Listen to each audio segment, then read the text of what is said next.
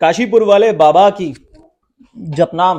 Welcome back to our channel कहानी Friday की। मैं हूं आपका दोस्त एंड होस्ट अंकित भार्गव और आज हम बात करने वाले हैं आश्रम 3 की।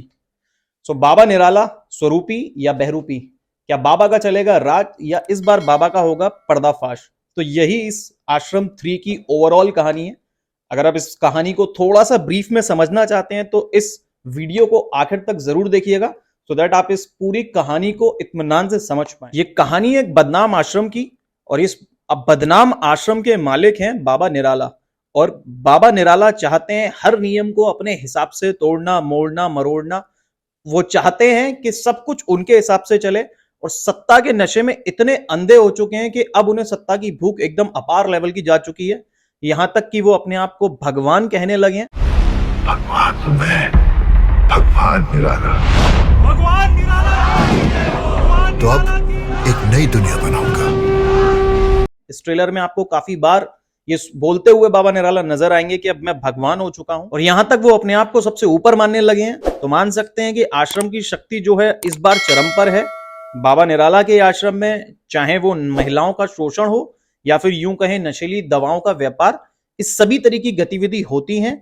और इस बार बाबा शहर की राजनीति को भी अपने कंट्रोल में लेना चाहते हैं या यूं कहें पूरे प्रदेश की राजनीति को अपने कंट्रोल में लेना चाहते हैं। तो वहीं आपको एक इस कहानी का एक दूसरा एंगल नजर आता है। आपको याद होगा पिछले सीजन में पम्मी, जिसके साथ बाबा ने लगातार शोषण किया था, इवन उसकी भाभी के साथ शोषण किया था, उसके भाई का बुरा हाल किया था, मतलब पूरी तरह से पम्मी के परिवार को अस्त व्यस्त कर दिया था। तो इस बार पम्मी की रातों की नींदें उड़ी हुई हैं क्योंकि वो बाबा निराला से बदला लेना चाहती हैं। एक ही काम करना है, बस कैसे भी करके खत्म कर दूं उसको। उसी के साथ में आपको दूसरी तरफ नजर आएंगे उजागर सिंह, जो कि पिछले सीजन से पड़े हुए हैं बाबा निराला के पीछे, उनका पर्दाफाश करने के पीछे। तो क्या इस बार पम्मी बाबा से अपना बदला ले पाएगी?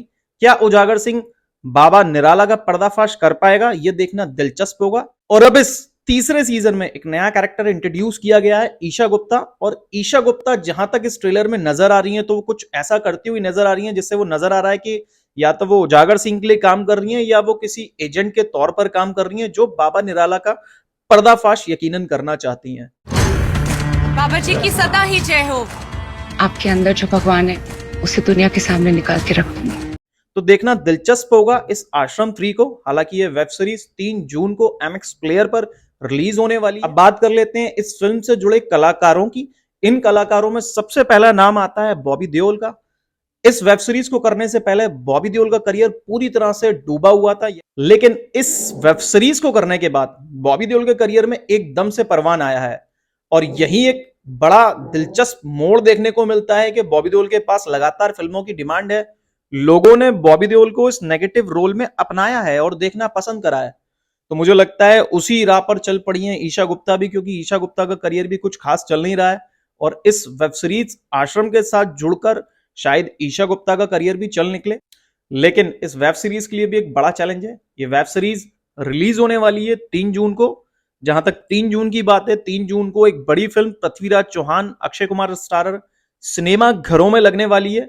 लेकिन मेरा पर्सनली ऐसा मानना है कि पृथ्वीराज चौहान का जिस तरीके का ट्रेलर है या यूं कहें जिस तरह की पूरी एक्टिंग है, मैंने अपने पृथ्वीराज चौहान के ट्रेलर रिव्यू में भी कहा कि वो बहुत अच्छे नहीं लग रहे हैं। तो हो सकता है कि इस नाकामी का फायदा इस वेब सीरीज को मिल जाए और शायद वेब सीरीज को देखने वाले लोग ज्यादा हों, या यूं कहें कि पहले अगर कोई एक फिल्म हफ्ते में देखनी है तो वो शायद वेब सीरीज होगी आश्रम, जिसको लोग देखना पसंद करेंगे।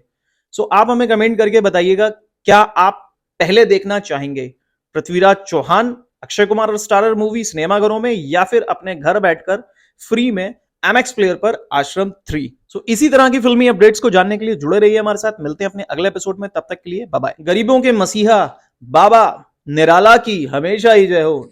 जपना।